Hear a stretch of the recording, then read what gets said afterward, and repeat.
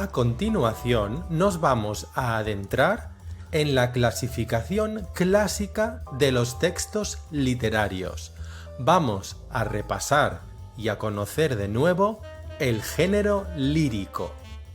La lírica, del latín lyricus, es un género literario en el cual el autor expresa sus sentimientos y se propone despertar sentimientos análogos en el lector o en el oyente. Por lo tanto, el mundo subjetivo de la realidad es el que va a primar. La noción de lírica está vinculada a la lira, un instrumento de cuerda que se utilizaba para acompañar los recitales de este tipo de poesía. Las características básicas de estas composiciones son la musicalidad, el ritmo y la evocación. Esto quiere decir que se aprovechan las posibilidades comunicativas y expresivas del lenguaje para darle una significación más estética y una sonoridad y un estilo trabajados. Los principales subgéneros líricos son la oda. Es un poema solemne que expresa un intenso sentimiento del poeta ante la contemplación de algo, con un tono de exaltación. Destacan las odas del poeta latino Horacio. La elegía es un poema de dolor ante la muerte o pérdida de un ser querido. También se conoce como planto o llanto. En nuestra literatura destacan las coplas a la muerte de su padre de Jorge Manrique o la elegía a Ramón Sigé de Miguel Hernández.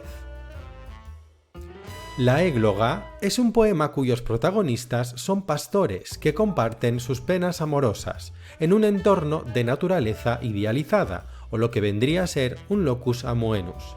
Debemos su origen al poeta latino Virgilio. En la poesía española son muy conocidas las églogas de Garcilaso de la Vega. También disponemos de canciones amorosas. En ellas se expresan los sentimientos amorosos desde diferentes perspectivas: alegría, dolor, celos, pasión, desamor. En la lírica tradicional, la voz poética era femenina. Sin embargo, en la poesía culta trovadoresca o en el amor cortés, la voz es masculina. El himno es un poema solemne de exaltación, ya sea religiosa, patriótica o en alabanza de algún personaje o acontecimiento memorable. Está escrito en un tono de grandiosidad. La sátira es una composición poética en clave de humor, donde se ridiculizan los vicios y defectos de un personaje o un colectivo. Un gran creador de sátiras fue Quevedo. También tenemos que hablar de los principales tópicos literarios. A lo largo de la historia de la literatura, especialmente dentro del género lírico, es frecuente encontrar determinados tópicos que se repiten constantemente. Se trata de temas recurrentes asociados a las grandes preocupaciones del hombre, es decir, el amor, la muerte, el paso del tiempo, la belleza, la naturaleza, y que se nombran con una expresión en latín, ya que provienen de la literatura clásica grecolatina y fueron retomados por autores posteriores. Estos tópicos tienen sentido actual, pues responden a la vida terrenal del ser humano. En primer lugar tenemos Carpe Diem, es decir, aprovecha el momento. Mediante este tópico procedente de Horacio, el poeta anima al lector a disfrutar el día, a gozar del presente. Aparece con frecuencia en nuestros poetas renacentistas, como en el soneto 23 de Garcilaso de la Vega. Colille Virgo rosas, o lo que es lo mismo, coge doncella las rosas. Este tópico se relaciona con el anterior, ya que invita a la mujer a gozar del amor antes de envejecer. Procede del poeta latino Ausonio. Aparece en el soneto de Garcilaso mencionado anteriormente y también en Góngora y otros poetas renacentistas y barrocos. Locus amoenus, o lugar agradable.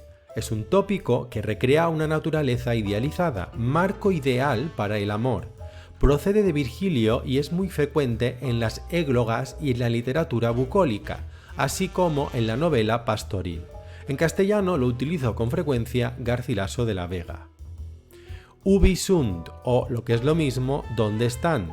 Jorge Manrique se pregunta en las coplas a la muerte de su padre: ¿dónde están los famosos galanes y damas de tiempos pasados, los reyes y los nobles poderosos, la corte con sus lujos? Todo ha desaparecido, arrastrado por la muerte. Beatus ille, o dichoso aquel. Este tópico hace una alabanza a la vida retirada, alejada de pasiones mundanas y centrada en la contemplación y la paz espiritual. Su nombre procede de una oda de Horacio, y Fray Luis de León lo hizo famoso en nuestra literatura gracias a su oda a la vida retirada. Descriptio puellae, o descripción de la mujer. El ideal de belleza de la mujer renacentista respondía siempre al mismo canon, por eso este tópico recrea este canon: una mujer de cabellos rubios y tez pálida que era descrita minuciosamente y siguiendo un orden determinado.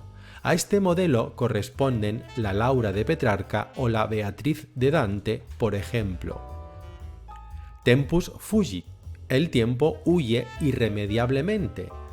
Hace hincapié en la rapidez con la que transcurre el tiempo y cómo la vida se pasa en un soplo. Es un tema muy recurrente en el barroco, sobre todo en Quevedo, que enlaza con otros como el contemptus mundi, menosprecio del mundo, las cosas terrenales son perecederas y por tanto despreciables, el memento mori, o el recuerda que has de morir, y el vanitas vanitatis, vanidad de vanidades, en referencia al carácter engañoso de las apariencias y rechazo a la ambición humana.